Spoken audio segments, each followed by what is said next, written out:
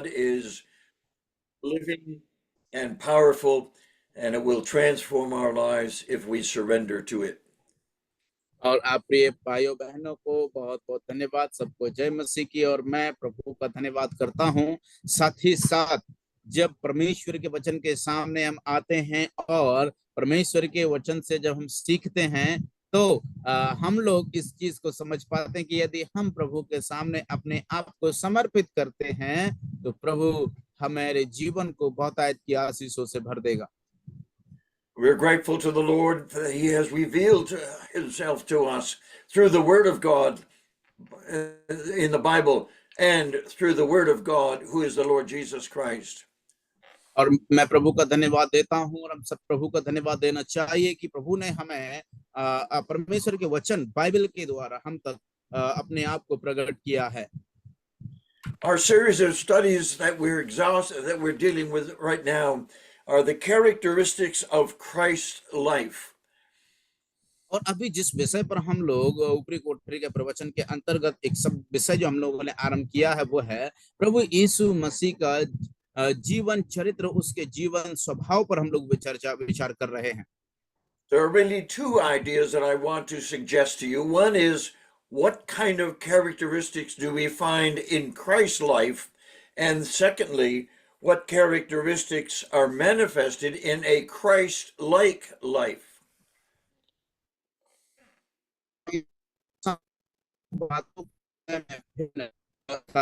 का प्रयास पहला है प्रभु यीशु मसीह में उनका जीवन चरित्र कैसा है। दूसरा, यीशु मसीह के समान जीवन का मूल अर्थ क्या निकलता है।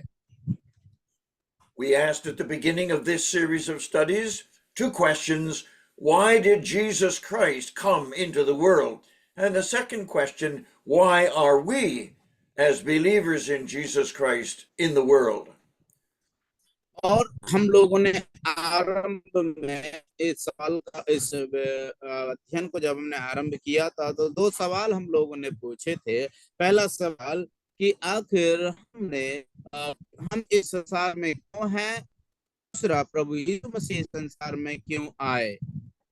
Of course, we have four Gospels, Matthew, Mark, Luke, and John, which expose to us the characteristics of Christ's life.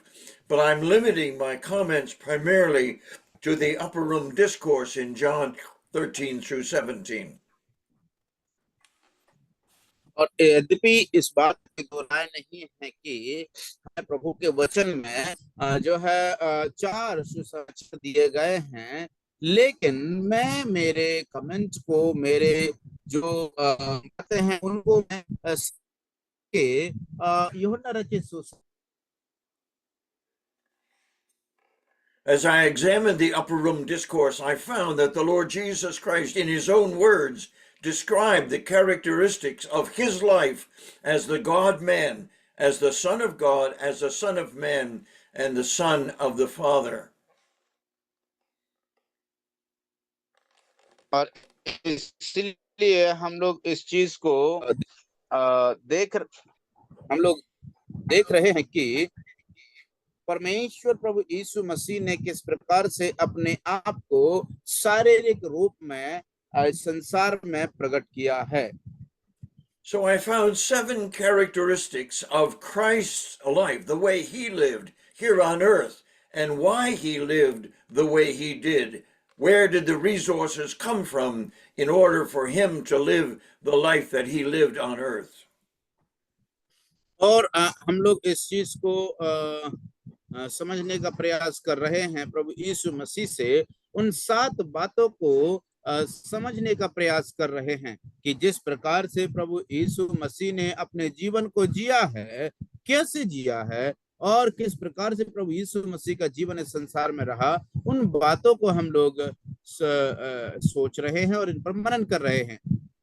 And in my study of the Upper Room Discourse and other New Testament books, I realized immensely and thrillingly that the same characteristics that were manifested in the life of the Lord Jesus Christ should be manifested in our lives, that we should live as he lived and love as he loved and serve as he served. और इसलिए हम लोग इस बात पर जोर देते हुए इस बात को सीख रहे हैं कि जिस प्रकार से प्रभु यीशु मसीह ने जीवन जिया उसी प्रकार से हमें भी जीवन जीना है, ताकि जिस प्रकार से प्रभु यीशु मसीह के द्वारा परमेश्वर की महिमा प्रकट हुई है, जिस प्रकार से प्रभु यीशु ने जीवन जिया वैसे हम भी जिए, जिस प्रकार से उसने प्रेम रखा वैसे हम भी प्रेम रखें, और जिस प्रकार से उसने सेवा किया हम भी सेवा करने पाए। And we have looked at two of these characteristics over the last couple of studies. First of all, we learned that the Lord Jesus Christ was always aware of his Father's presence in him and with him. और सबसे पहली बात प्रभु यीशु मसीह के जीवन से हम लोग देखते हैं वो ये है कि वो इस चीज के बारे में उनको सुनिश्चित किया था और वो इस चीज को भली भांति जानते थे कि वो पिता का उपस्थिति उनके साथ सदैव रहती थी। So that characteristic in the life of the Lord Jesus Christ is to be manifested in our lives, and we are to characterize the presence of Christ in us, and therefore to manifest who the Lord Jesus Christ was and is in our lives. और इसलिए मेरे प्यारों इस चीज को हमें सुनिश्चित कर लेना है कि जिस प्रकार से प्रभु यीशु मसीह के द्वारा जो परमेश्वर पिता रहते थे उनका स्वभाव प्रकट हुआ है, उसी प्रकार से मेरे और आपके जीवन में भी ये जिम्मेदारी है कि मेरे और आपके अंदर प्रभु यीशु मसीह रहते हैं, तो हमारे और मेरे और आपके जीवन के द्वारा भी प्रभु की महिमा प्रकट होना है, उसके गुण प्रकट होना है। So what provokes this question? Why did the Lord Jesus Christ come? The question is asked by Philip in chapter 14 in verse 8, where he says, Lord, show us the Father, and it is sufficient for us. और इस प्रकार से ये सवाल कहां से उठ करके आता है? ये सवाल उठ करके आता है फिलिप्पुस के द्वारा, जिसने इस सवाल को प्रभु यीशु मसीह से किया कि हे प्रभु, हमें पिता को दिखा दे, उतना ही काफी है। So we ask the question, what characteristics in the life of the Lord Jesus manifested the Father in answer to Philip's question in chapter 14 and verse 8? और इसलिए जब हम यूहन्ना रचित सुसमाचार उसका 14 अध्याय की 8वीं आयत पढ़ते हैं तो फिर हमें इस चीज को समझना चाहिए कि प्रभु यीशु मसीह ने पिता के कौन से गुण को प्रकट किया है। 14 अध्याय उसका 18वीं आयत यूहन्ना। And when we discuss and understand what Paul is teaching in the New Testament, we ask another question, and that is, show us Christ, and we will be satisfied. और उसके बाद फिर हम लोगों ने एक और सवाल पूछा था, और वो सवाल है कि हमें मसीह को दिखा दे, तब हम संतुष्ट हो जाएंगे। So we ask the question of the Lord Jesus, what in your life manifested the character, the nature, the attributes of your Father? और इसलिए हम प्रभु यीशु मसीह से इस बात को उसके जीवन से ढूंढ सकते हैं या खोज सकते हैं कि आखिर वो कौन सा स्वभाव पिता का प्रभु यीशु मसीह के द्वारा उसके जीवन में प्रकट हुआ है।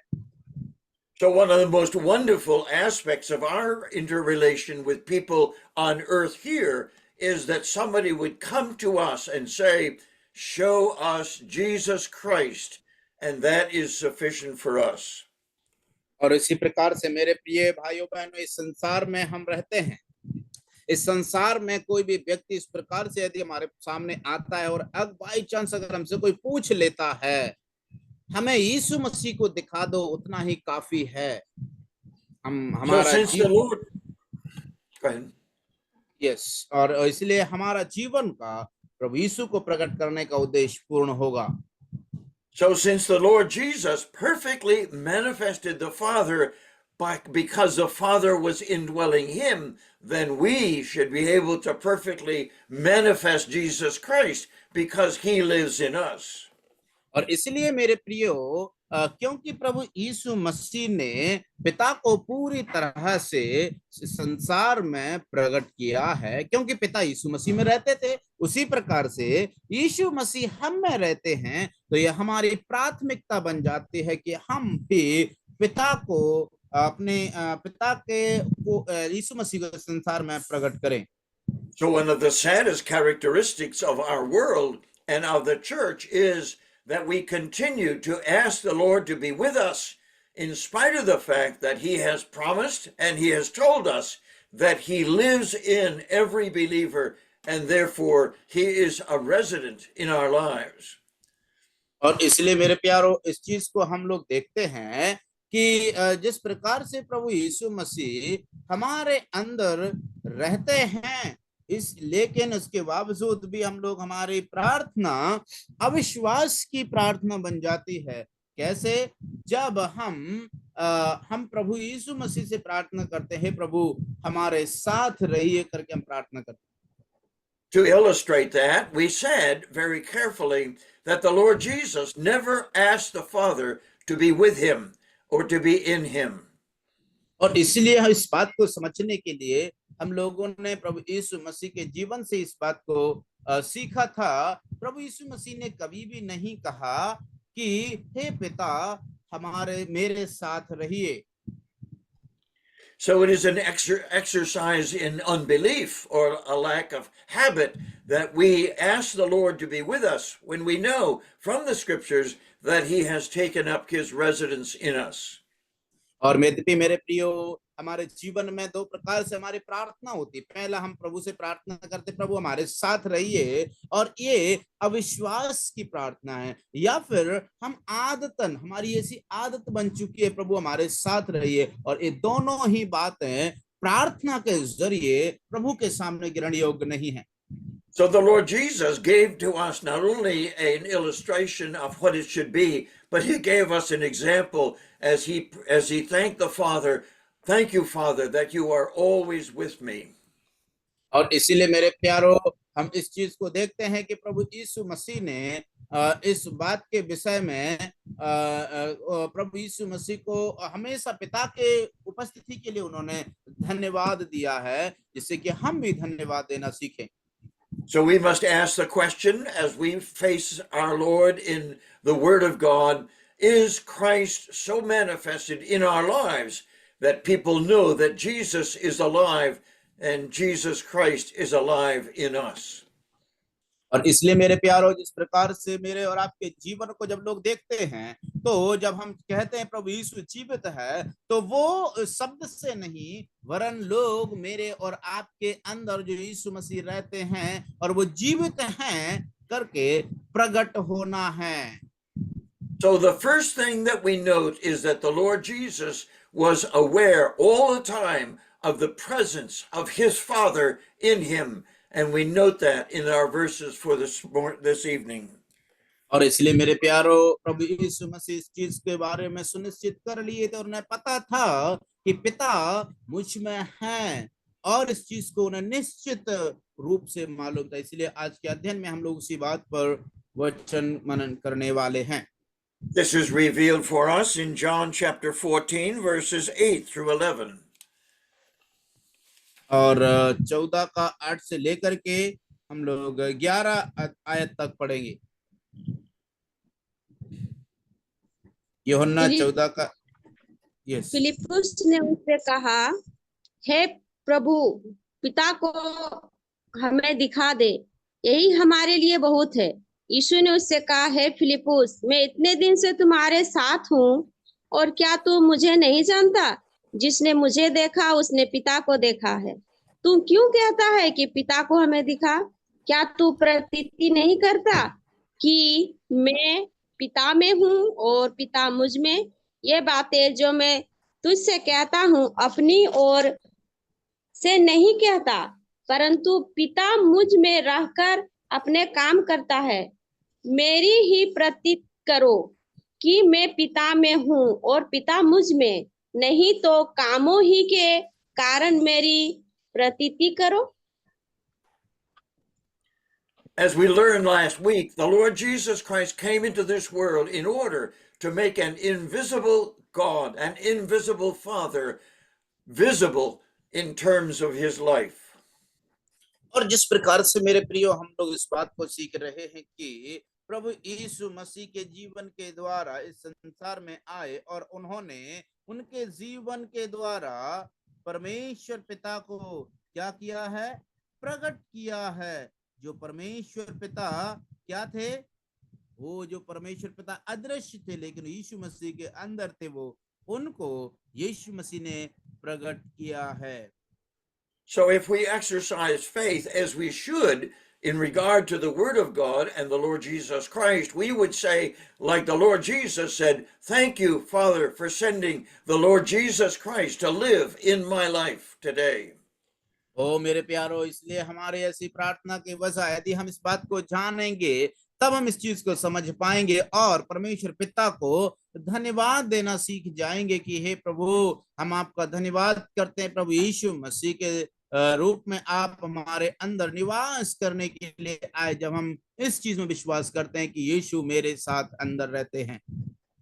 The second characteristic in Christ's life was a comprehension or a knowledge of the Word of God as he learned it from the scriptures.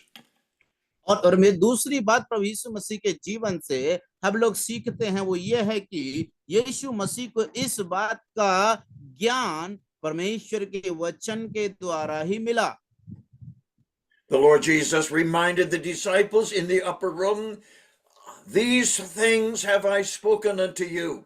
And he says it 7 or 8 times to help them understand the power of the Word of God in the life of the Lord Jesus and the power of the Word of God in the life of disciples.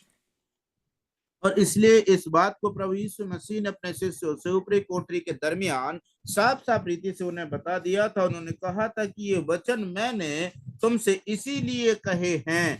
ये वचन किस लिए कहे? ताकि विश्वासी और प्रभु यीशु मसीह के शिष्यों के जीवन में जो वचन यीशु मसीह ने कहे हैं वो पूरे होना है। The New Testament is very clear that the purpose of God in the life of his children is that we would be like the Lord Jesus Christ, who is his son. और इसलिए मेरे प्यारो, हमारे जीवन का उद्देश्य में मुख्य मकसद यही है कि जो प्रभु यीशु मसीह जो परमेश्वर का पुत्र है हमारे जीवन में रहते हैं वो प्रकट होना है। So we come now to two principles of life that are manifested in the Lord Jesus Christ that should be applied to our lives as well as because we are followers of Christ. और इसलिए मेरे प्यारो, हम जब प्रभु यीशु मसीह के जीवन के बारे में अभी सुन रहे हैं, सीख रहे हैं, और जब यीशु मसीह के अनुयायी होने के कारण दो सिद्धांत हम प्रभु यीशु मसीह के जीवन से सीखते हैं जो परमेश्वर पिता को यीशु मसीह के जीवन में प्रकट किए हैं, और वो सिद्धांत मेरे और आपके जीवन में भी लागू होना चाहिए, जिससे पिता परमेश्वर का पुत्र प्रभु यीशु मसीह हमारे जीवन के द्वारा प्रकट हो, जो हमारे अंदर हैं। The two characteristics that we want to look at this morning, this evening, are a recognition of dependence upon the Father, and secondly, complete obedience to the Father's will. दो बातों को हम लोग इस समय में सीखते हैं। पहला, प्रभु यीशु मसीह जो पूरी तरह से परमेश्वर पिता पर आश्रित थे, उन पर डिपेंड थे। दूसरी बात हम लोग सीखते प्रभु यीशु मसीह के जीवन से कि वो परमेश्वर पिता जो उनके अंदर रहते थे उनकी आज्ञाओं का पूरी तरह से पालन किया करते हैं। And so write down in your note these 2 points, these important characteristics of Christ's life were absolute dependence upon the God the Father and complete obedience to the Father. और इसलिए आप अपने नोटबुक में इन दोनों चीजों को लिख लीजिए जो यीशु मसीह के जीवन में लागू हुआ। पहला है, पूरी तरह से यीशु मसीह परमेश्वर पिता पर क्या थे? आश्रित थे और निर्भर थे। और दूसरा है, वो पूरी तरह से प्रभु यीशु मसीह परमेश्वर पिता जो उनके अंदर थे उनकी आज्ञाओं का पालन करते थे। This is one of the most mysterious aspects of the incarnation and the coming of the Lord Jesus Christ from the Father's side to come into this world to live as the God-man and to live as God intended for him to live. इसलिए मेरे प्यारो, इस चीज को समझना सब सदियों से सीखते चले आ रहे हैं कि प्रभु यीशु मसीह इस जगत में आए और उस परमेश्वर पिता को उनके अंदर रह करके उनको इस संसार में प्रकट करने के लिए। We can understand in a simple way that God brought Christ into this world to be Jesus, the Lord Jesus, in order that for the first time in the world's history, a man lived as God intended for man to live. और मेरे प्यारो, हम सामान्य रूप से इस बात को कह सकते हैं कि प्रभु यीशु मसीह को परमेश्वर पिता ने इस संसार में भेजा ताकि इंसान भी, मनुष्य भी परमेश्वर किस तरह से जीवन बिता सकते हैं उनको ये बात सिखाने के लिए, ताकि वो भी सीख जाएं और समझ पाएं। We must ask the question, why are these two characteristics so significant in the life of the Lord Jesus Christ? और इसलिए मेरे प्यारो, हमें इस चीज को समझना बहुत जरूरी है कि आखिर क्यों ये दोनों स्वभाव ही यीशु मसीह के जीवन में इतना ज्यादा जरूरत है और आवश्यक हैं। And so we again realize that the Lord Jesus Christ came into this world in order to manifest the Father. And he did that because the Father took up his residence in the Son and lived perfectly through the body and soul of the Lord Jesus Christ. और इसलिए मेरे प्यारो, हम इस चीज को समझना बहुत जरूरी है कि यीशु मसीह के अंदर परमेश्वर पिता ने शारीरिक रूप में आकर के संसार में डेरा किया है। These two characteristics need to be written on your notes and is to be developed in your life. Dependence upon God the Father and obedience to God the Father. और ये दोनों स्वभाव हैं, आपकी नोटबुक में लिखे जाना बहुत ही आवश्यक हैं। पहला, प्रभु के ऊपर आश्रित रहना, दूसरा, प्रभु के पूर्णतः से आज्ञाकारी होना। In chapter 14 and verse 28, we are reminded of the importance of this person, God the Father. और मेरे प्यारो, हम लोग जिस वचन में अभी पढ़ा है उसमें प्रभु यीशु परमेश्वर पिता की उपस्थिति के बारे में दर्शाया गया है। In that verse, the Lord Jesus says, "My Father is greater than I." उस वचन में प्रभु यीशु मसीह ने कहा कि मेरा पिता मुझसे बढ़कर के है। That is a mystery that is beyond our comprehension. और ये वो रहस्य है जो हमारी समझ से परे है। Because the Lord Jesus said, "I and my Father are one." क्योंकि प्रभु यीशु मसीह ने कहा है, मैं और मेरा पिता हम एक हैं। But we understand that the Lord Jesus came into this world in order to manifest his submission and dependence upon the Father as a characteristic that every person on earth should manifest toward the Lord Jesus. और इसलिए मेरे प्यारो, जिस प्रकार से प्रभु यीशु मसीह संसार में आए और परमेश्वर पिता जो अदृश्य है उनको प्रकट किया, उसी प्रकार से हर एक व्यक्ति जो यीशु मसीह में विश्वास रखते हैं, इस संसार में, इस धरती पर उन यीशु मसीह को जो हमारे अंदर रहते हैं प्रकट करने पाए। The Lord Jesus says in chapter 14 that the servant is not greater than his Lord.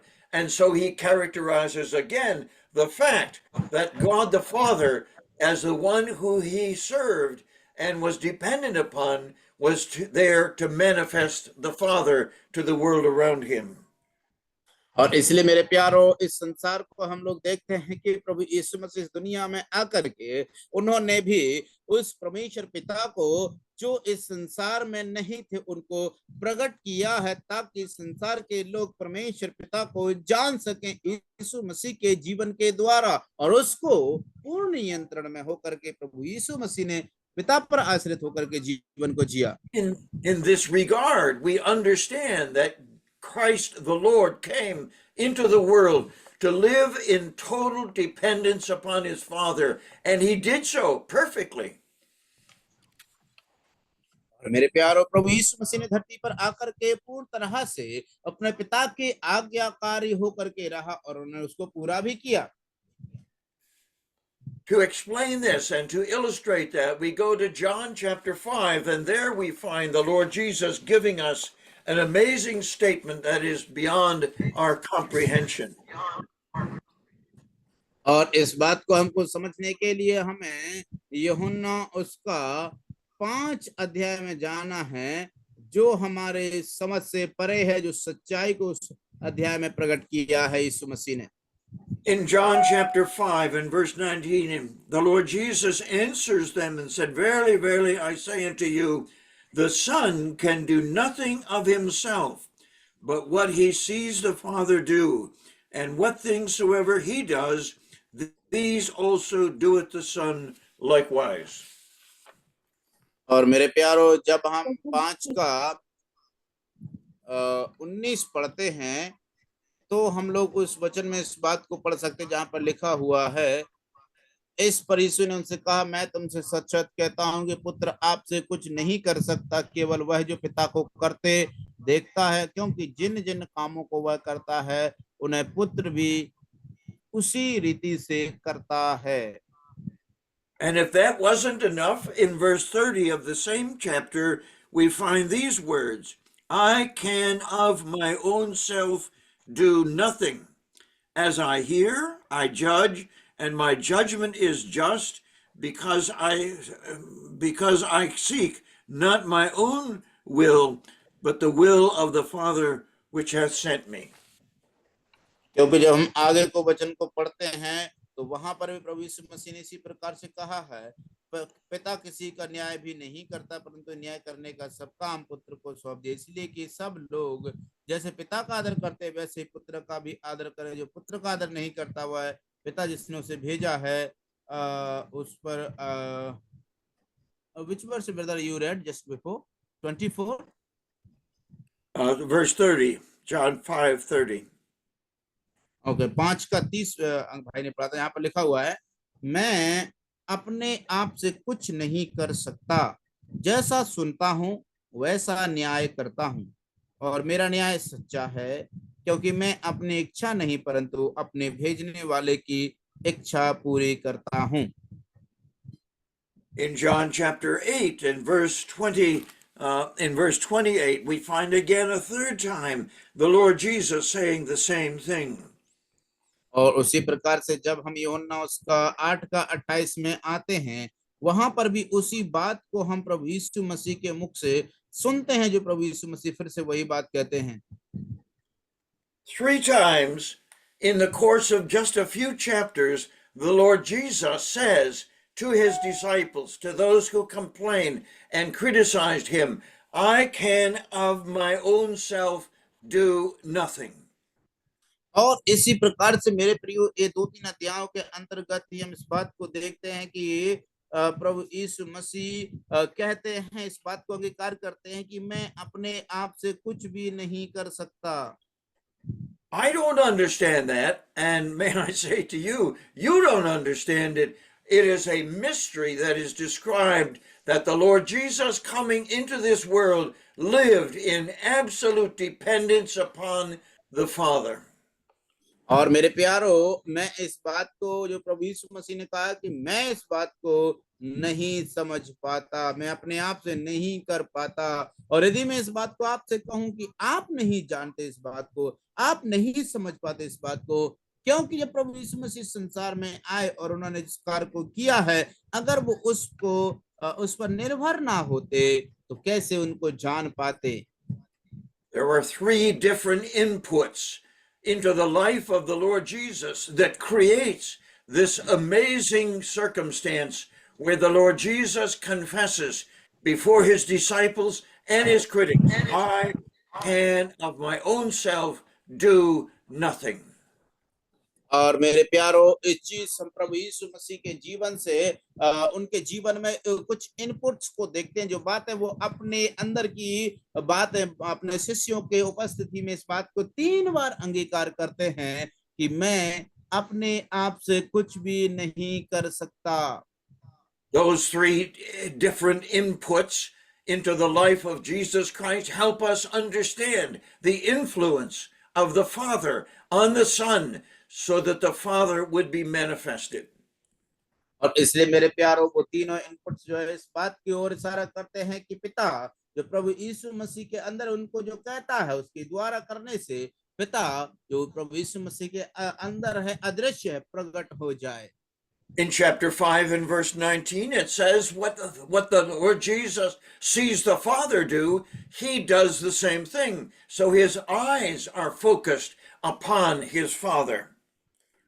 और इसलिए जब हम 19 आयत में पढ़ते हैं तो वहां पर प्रभु यीशु मसीह ने इस बात को कहा है कि मैं अपने आप से कुछ भी काम नहीं करता परंतु जो पिता कहते हैं मैं वही करता हूं। इसका मतलब है कि यीशु मसीह पूर्णतः अपने पिता पर आश्रित थे, निर्भर थे हर एक काम करने के लिए। In verse 30 of chapter 5, it is what Jesus Christ hears from the Father that he repeats. And so again, his ears are dedicated to the voice of the Father in his life, all during his journey on earth. और इस यीशु मसीह का जब यात्रा इस धरती पर था हम देखते हैं 35वीं आयत में भी यीशु मसीह ने उसी बात को दोहराया है और कहा है, उसी बात को कहते हुए हैं जो वो कहता है कि वचन 34 में भी कि वो अपनी गवाही अपने आप में नहीं दे सकता। मेरे प्यारों उसके जीवन में भी प्रभु ने इन बातों को प्रकट किया है। And thirdly, in chapter 8 and verse 28, it says, what the Father taught the Son, those were the things that he was to communicate to his disciples. So the heart and soul of the Lord Jesus Christ, his mind, his emotion, and his will was directly directed toward his Father as his Father taught him what he must teach the disciples. और इसी प्रकार से मेरे प्यारों तीसरी बार प्रभु यीशु मसीह इस चीज को अंगीकार करते हुए यूहन्ना उसका 8 अध्याय का उसका 28वें आयत में आते हैं तो हम देखते हैं कि यीशु मसीह इस बात को अंगीकार करते हैं कि जब तुम सब मनुष्यों के पुत्र पर को ऊंचे पर चढ़ाओगे तो जानोगे कि मैं वही हूं और अपने आप से कुछ नहीं करता परंतु जैसे मेरे पिता परमेश्वर ने मुझे सिखाया वैसे ही ये बातें कहता हूं। जिस तरह से परमेश्वर पिता ने यीशु को सिखाया वही बातें करते हैं। And it's not by accident that we realize that the same calling that God has placed upon his Son Christ, God has placed upon us to put our eyes, our ears, and our soul attuned to who the Lord Jesus Christ is and what he wants us to do. और इसलिए मेरे प्यारे प्रभु यीशु मसीह हमारे मन को हमारे भावनाओं को और हमारे विचारों को हमारे हृदय को हमारे प्राण को आत्मा को सब प्रभु यीशु की ओर आकर्षित कर लेता है इस बात को समझने के लिए कि प्रभु हमारे अंदर कार्य कराना चाहते हैं। There are other verses in the New Testament which helps to explain to us the difficult mystery of the Lord Jesus coming into this world as the Son of God, but absolutely dependent upon his Father. और मेरे प्यारों लेकिन दूसरी बात हम लोग देखते हैं और भी ऐसे नए नियम में ऐसे वचन दिए गए हैं जो प्रभु यीशु मसीह के विषय में उन्होंने कहा है और किस प्रकार से उन्होंने यीशु मसीह के जीवन को पूरी तरह से परमेश्वर पर आश्रित रहना उन्होंने बताया है और किस तरह से उसको वो लागू करते हैं। Paul tells Timothy in 1 Timothy chapter 3 and verse 16, another profound description of who the Lord Jesus Christ is and how he functioned on earth. और मेरे प्यारे प्रेरित पौलुस भी तीमुथियुस को पहला तीमुथियुस की पत्री उसका 3 अध्याय उसकी 16वीं आयत में इस बात को बताते हैं कि प्रभु यीशु मसीह का वास्तविक स्वरूप इस संसार में क्या है। That young Timothy needed to understand the verse that says, without controversy, great is the mystery of godliness. God was manifested in the flesh. और मेरे प्यारों हम लोग जब वचन को आगे पढ़ते इस बात को समझ पाते हैं कि परमेश्वर के उस अवतार की और परमेश्वर के जो अवतार जो इस संसार में प्रकट हुआ यीशु मसीह के द्वारा, इस चीज को समझना हमारे लिए बहुत ही अद्भुत और रहस्यमय बात है। God, the Father, and God, the Holy Spirit, had taken up the residence of the mind and heart and emotion of Jesus Christ, because that verse says the mystery is beyond discussion, that all of God could be found in the person of Jesus Christ. और मेरे प्यारो, हम इस चीज को देखते हैं, इस चीज को समझ पाते हैं कि परमेश्वर पिता, प्रभु यीशु मसीह और पवित्र आत्मा ने, तीनों ने आकर के उनके रूप में हमारे अंदर क्या किया है, निवास किया है, ताकि उसकी इच्छाएं, उसकी भावनाएं और उनकी मनसा हमारे जीवन के द्वारा ही नहीं, वरन हर एक विश्वास करने वाले के जीवन में प्रकट हो जाए। Paul uses this doctrine to help us understand this mystery that is beyond our comprehension when he writes to the Colossian church in chapter 2 and verse 9. और प्रेरित पौलुस इस चीज को बहुत ही साफ रीति से जब कुलुस्सियों की पत्री को, जब वो पत्र लिखते हैं कुलुस्सियों के चर्च को, तो वो 2 अध्याय में इस चीज को बहुत ही साफ रीति से उनको समझा देते हैं। And Paul writes by saying, in him, that is in Christ, in Jesus, dwells all the fullness of the Godhead bodily.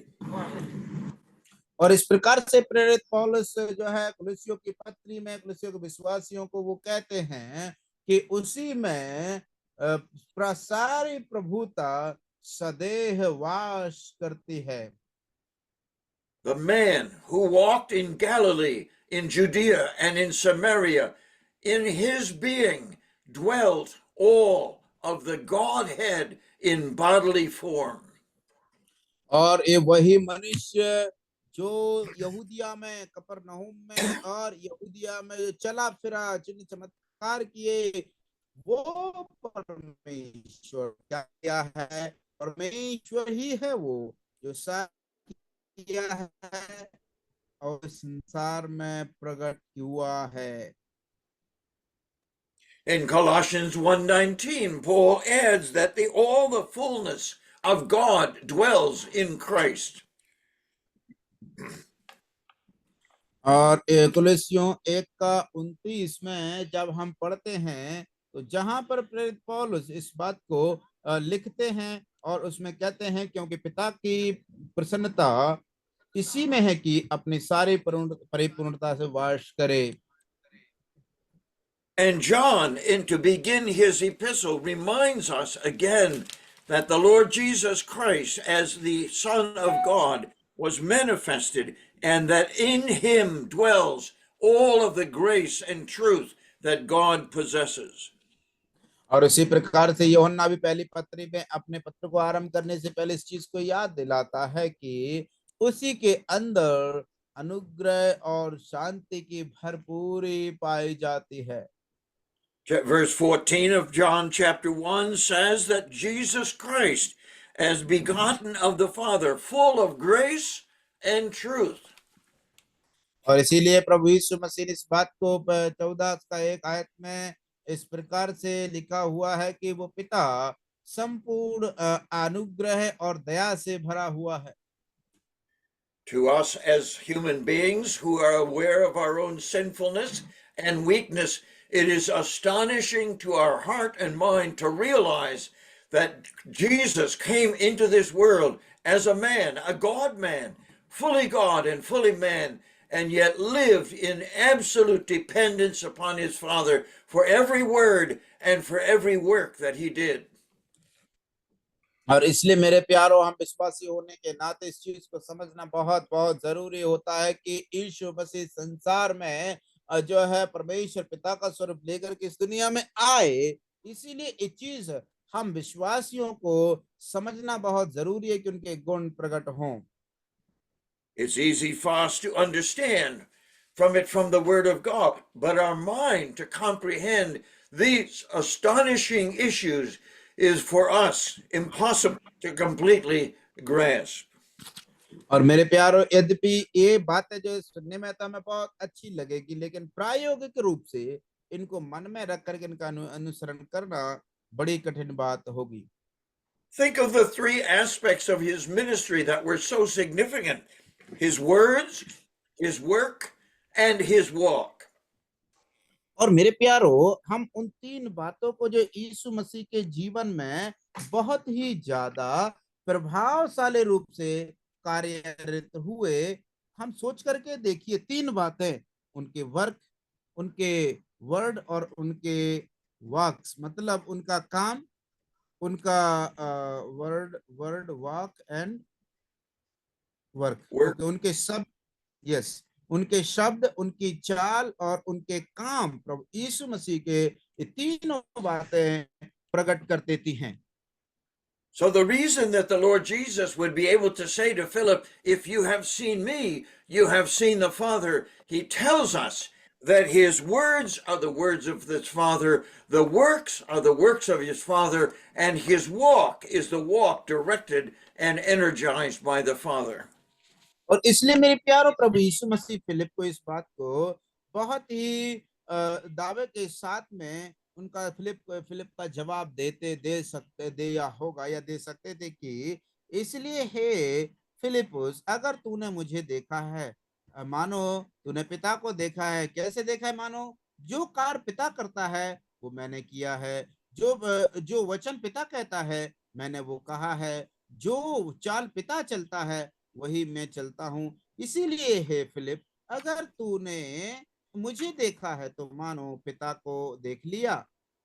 So you must take this thought and meditate on it in the light of the Word of God and understand as best you can this impossible mystery that is incontroversial to be the greatest mystery in the history of the world. God was manifested, all of God was manifested in the body and life of Jesus Christ.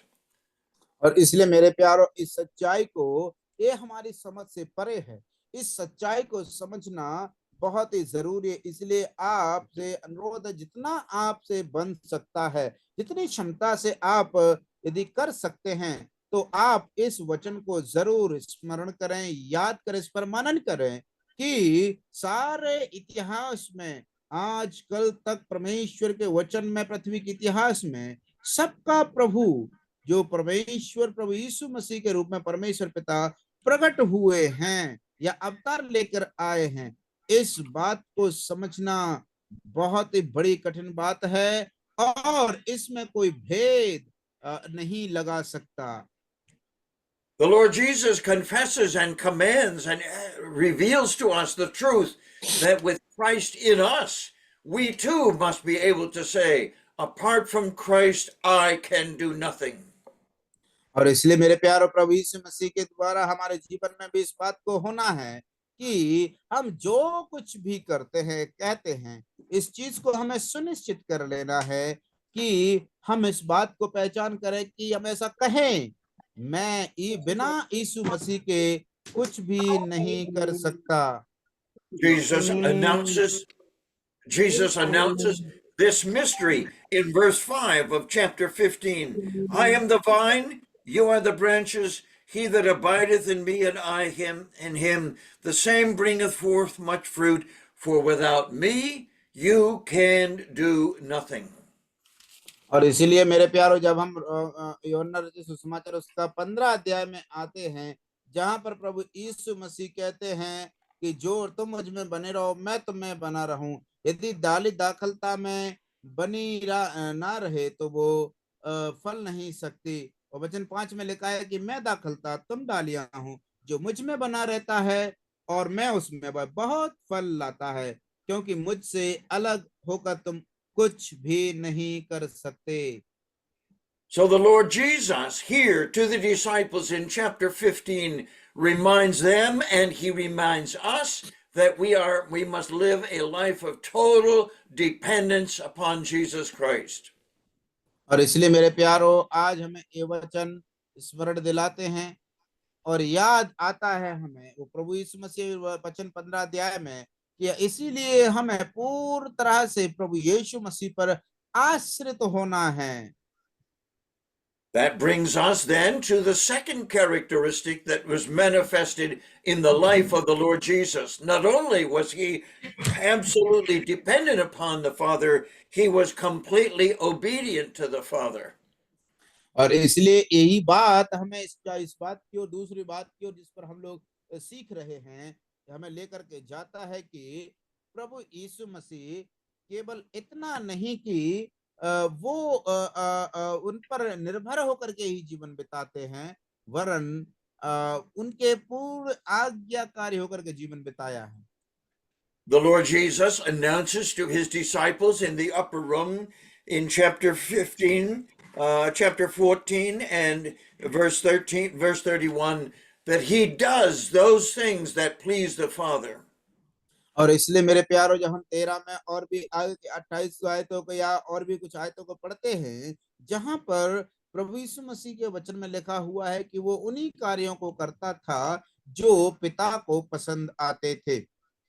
At the end of chapter 14, the Lord Jesus says these words, "But that the world may know that I love the Father, and as the Father gave me commandment, even so I do." और इसलिए मेरे प्यारो, जब आगे के वचन को पढ़ते हैं तो प्रभु यीशु मसीह ने इस प्रकार से कहा भी है, इसीलिए जैसे पिता ने आज्ञा दिया है, मैं भी आज्ञा देता हूं। And so we could ask the Lord, how do you demonstrate your love to your Father? इसलिए हम प्रभु यीशु मसीह से सवाल पूछ सकते हैं कि आपने कैसे अपने प्रेम को पिता के लिए प्रकट किया है। He tells us very simply that his obedience to his Father is manifested by his love for the Father. और प्रभु यीशु मसीह बड़ा सामान्य रूप से जवाब देते कि प्रभु यीशु मसीह ने कह दिया होता कि मेरी आज्ञाकारिता के कारण जो पिता मुझसे कहता है, मैं उसकी आज्ञा को पूरी तरह से पालन करता हूं, वो उसके प्रेम के कारण ही होता है। In chapter 15 and verse 10, the Lord Jesus says basically the same thing. और मेरे प्यारो, 14 अध्याय में भी जब हम आते हैं तो बुनियादी तौर से प्रभु यीशु मसीह सामान्य रूप से वही बात कहते हैं। If you keep my commandments, you will abide in my love, even as I have kept my Father's commandments and abide in his love. और इसलिए मेरे प्यारो, जब हम लोग प्रभु के वचन में पढ़ते हैं कि अगर 14 अध्याय में तो लिखा हुआ है कि अगर तुम मेरी आज्ञाओं के मानोगे तो तुम मुझ में बने रहोगे, उसी प्रकार से ठीक जिस प्रकार से मैंने उसकी आज्ञा में बना रहा वो और उसकी आज्ञाओं का पालन किया है, वो केवल उसके डर के मारे नहीं वरन उसके प्रेम के कारण। It is amazing to read these profound words that the commandments that the Father gave to the Son were manifesting the love that the Son had for the Father. और इसलिए मेरे प्यारो, हम इस बात को देखते हैं कि पिता ने वो आज्ञा पुत्र को दिया है और पुत्र ने पूर्ण तरह से उनका पालन करते हुए आज्ञाकारी रह करके जो प्रेम उनके अंदर पिता के लिए था उसको प्रकट किया है। And so the Lord Jesus tells the disciples, if you love me, keep my commandments. और इसलिए प्रभु यीशु मसीह ने अपने शिष्यों से कहा कि अगर तुम मुझसे प्रेम रखते हो तो मेरी आज्ञाओं को पालन करो। You will say to yourself as you stand in front of these gospels in our New Testament, did the Lord Jesus Christ manifest his love for his Father by obeying the many commandments that the Father gave him day by day? इसलिए मेरे प्रिय भाइयों बहनों, हम जो यहाँ पर इकट्ठे हुए हैं, इस चीज को हमें परमेश्वर के सामने अंगीकार करना है, इस चीज को समझना है। जिस प्रकार से प्रभु यीशु मसीह ने कहा है कि मैं पिता ने मुझे जो आज्ञा दी मैंने उसको इसीलिए पालन किया क्योंकि मैं पिता से प्रेम करता हूं, इसी प्रकार से यीशु मसीह भी हमारे लिए वो आज्ञा देते हैं और हमें इस रूप से प्रकट करना है क्योंकि उसने वो हमारे अंदर रहता है और हम उससे यदि प्रेम करते हैं तो जरूर हम उसकी आज्ञाओं का पालन करेंगे। So you must take some time with the Word of God open in front of you, exposing yourself to its mirror and saying, am I as dependent on Christ as Christ was dependent on the Father? Do I love the Lord Jesus Christ as much as Jesus Christ loved the Father? और इसलिए मेरे प्रियो, हमें इस चीज को, अपने आप को जांचना है, परखना है। हमें अपने आप को प्रभु के वचन में रखना है और इस चीज को परखना है कि मैं जिस प्रकार से प्रभु यीशु मसीह के आज्ञाओं का पालन करता हूँ, क्योंकि मैं उनसे प्रेम रखता हूँ, ठीक उसी प्रकार से, इस प्रकार से प्रभु यीशु मसीह ने अपने पिता की आज्ञाओं को पालन किया है। अभी मुझे और आपको, जब हम उसके वचन के सामने बैठेंगे, तो एक चुनौती आती है, क्या मैं जिस तरह से यीशु ने पालन किया, मैं भी पालन करता हूं यीशु की आज्ञाओं का? Each of us must stand before the Lord Jesus and confess our failure to live in dependence on the Son and to live in obedience to the Son. और इसलिए मेरे प्यारो, हम उसके बच्चे और प्रियजन होने के नाते, उसके संतान होने के नाते, हमें प्रभु यीशु मसीह से अगर हम प्रेम करते हैं, तो हम उस पर आश्रित होना सीख जाए, और दूसरा, हम उसकी आज्ञा जो कहते हैं उनको पालन करना सीखें। Perhaps the greatest evidence that we love the Lord Jesus Christ is to keep his commandments, the chief commandment of which is to love one another.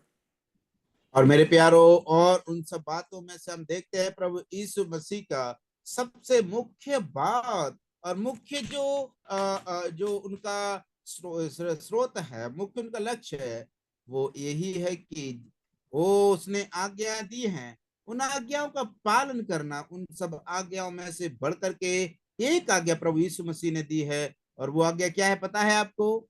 वो आज्ञा कुछ और नहीं, वरन लिखा हुआ है, तुम दूसरों से, अपने पड़ोसियों से अपने समान प्रेम रखना।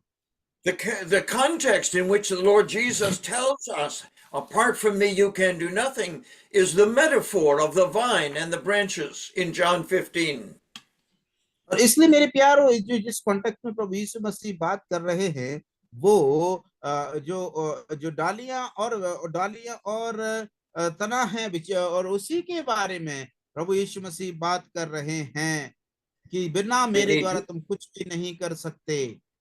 We also need to understand that because the Lord Jesus has taken up his residence in us, he's given us all the resources that we need to live as he lived and to love as he loved. और इसलिए मेरे प्यारो, हमें इस चीज को समझना बहुत जरूरी है, और इस चीज को हम जब समझ पाएंगे, तब हम पूरी तरह से उस पर निर्भर हो जाएंगे और उसे जान लेंगे। तब हमें एहसास होगा, तब हम जान पाएंगे कि जिस तरह से प्रभु यीशु मसीह जीवन जिए, हमें भी जीवन जीना है। In the same way, the residence of the Father in the Son gave him the capacities and the ingredients that were necessary in order for him, the Son, to live as the Father lived, to work as the Father worked, to serve as the Father served.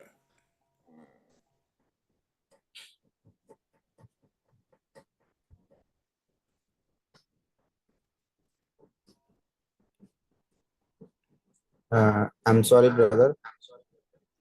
There was a network breakup, so I could not get the sentence. I'm sorry. In the same way that the Lord Jesus takes up his residence in us in order that we might have the resources and the capacities to live as he lived, God the Father lived in the Son in order that the Son, as the God-man, could live and serve as the Father did. और इसलिए मेरे प्यारो, हम इसीलिए प्रभु यीशु मसीह को, जो हमारे अंदर रहते हैं, सुनिश्चित करना बहुत जरूरी है, क्योंकि जिस प्रकार से यीशु मसीह ने कहा है कि पिता मुझ में रहता है, इसलिए वो जो कहता है मैं करता हूँ, वो जो काम करवाता है मैं उसको करता हूँ, और जैसा वो कहता है मैं उसको पूरी तरह से उस पर आश्रित रहता हूँ, उसी की आज्ञा का पालन करके वही काम करता हूँ जो मुझे करवाने के लिए पिता कहता है।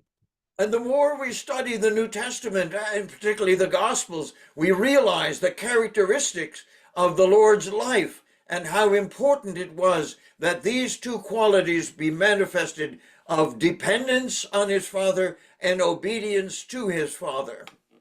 और इसलिए मेरे प्यारो, हम लोग इस चीज को समझते हैं, दो मुख्य बिंदु प्रभु यीशु मसीह के जीवन से है। पहला है, वो पूरी तरह से अपने पिता पर आश्रित थे, और दूसरा है, वो पूरी तरह से अपने पिता के आज्ञाकारी थे।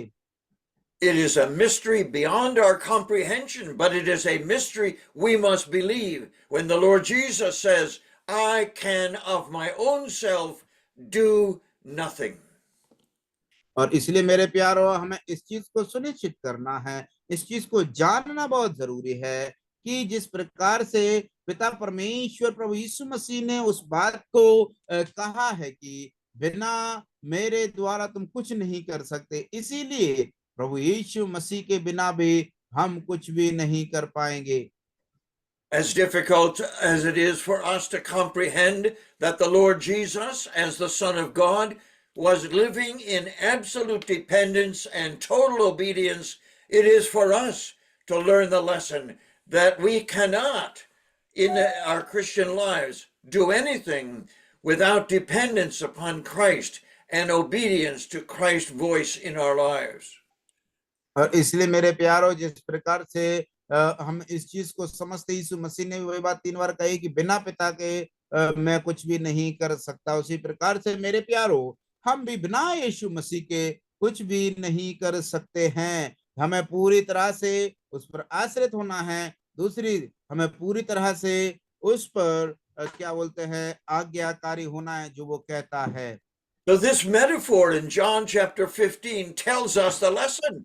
If you take a straw that you would put into your drink in order to drink and put that straw on the table and tell the straw, get into the glass so I can drink, you realize that the straw in and of itself can do nothing. और मेरे प्यारो इसलिए आप लोग एक जो juice पीने वाला, जो रस पीने वाला, शरबत पीने वाला जो पाइप होता है छोटा सा, अगर आप उसको ग्लास एक तरफ रख देंगे और उस स्ट्रॉ को दूसरी तरफ रख देते हैं, तो जो जूस पीने वाला पाइप से अगर आप कहते हैं कि हे पाइप तू जा करके गिलास में गिर जा ताकि मैं तेरे द्वारा जूस या रस को पी सकूं, तो वो हम जानते हैं, इस चीज को समझ पाएंगे कि वो जो जूस पीने वाला पाइप है अपने आप गिलास में नहीं जा सकता जिससे आप रस पी सकते हैं, उसे तुम पर निश्चित उसी तरह से हमारे अंदर भी हम अगर प्रभु में हैं और उसके अनुसार नहीं चलते हैं तो अवश्य हम उसके बिना कुछ नहीं कर पाएंगे।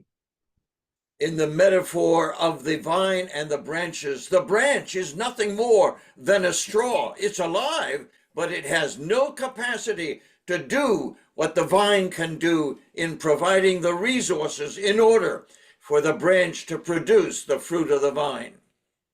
और इसलिए मेरे प्यारो हम इस चीज को देखते हैं, एक दाखलता है और दूसरा दाखलता के साथ साथ डालियां है, और ये वचन परमेश्वर का स्मरण आता है कि कुछ भी हो लेकिन जो है जो डालियां हैं अगर दाखलता में लगी ना रहे तो कोई फल नहीं ला सकते।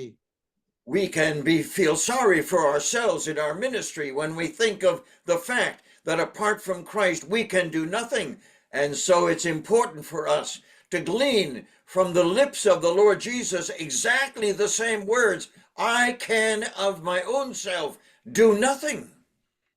और इसलिए मेरे प्यारो हमें इस बात के विषय में निराशा जरूर आएगी जब हम इस बात को स्मरण करेंगे कि बिना यीशु मसीह के हम कुछ नहीं कर सकते, लेकिन मुझे और आपको इस बात के लिए मनन करना बहुत आवश्यक है और जरूरी है कि हम इस चीज को सुनिश्चित करें, जिस प्रकार से स्वयं प्रभु यीशु मसीह ने भी कहा है कि अगर पिता मुझ में ना हो तो मैं कुछ भी नहीं कर सकता, अगर पिता ना कहे तो मैं कुछ नहीं कह सकता, अगर पिता ना करे तो मैं कुछ नहीं कर सकता, अगर पिता ना चले मेरे संग तो मैं नहीं चल सकता। इसीलिए पूरी तरह से उस पर आश्रित होना, उसके आज्ञाकारी बनना बहुत जरूरी है।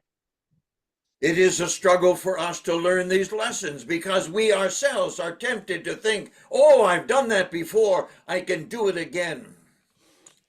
और इसलिए मेरे प्यारो हम लोग प्रलोभन में फंसे व्यक्ति हैं और इसलिए हम इस प्रकार से सोचते हैं, अरे मैंने तो अभी इसको कर लिया और इसको मैं फिर से करूंगा।